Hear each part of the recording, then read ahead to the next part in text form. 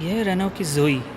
ये fully electric गाड़ी है, इसमें इलेक्ट्रिक मोटर है, कोई इंजन नहीं है और ये तकरीबन 92 हॉर्स पावर बनाता है और ये तकरीबन 140 की है।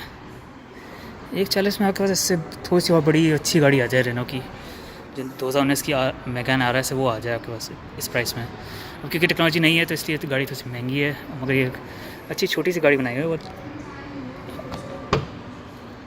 तकरीबन विड्थ जैसी है। इंटीरियर देख सकते हैं, काफ़ी सादा से अच्छा से, बहुत सादा है, बहुत ही सादा बनाया है। और यहाँ पे अब आगे एक ओके बहुत ही डिफरेंट इंटीरियर बनाया उन्होंने नॉर्मल गाड़ियों से।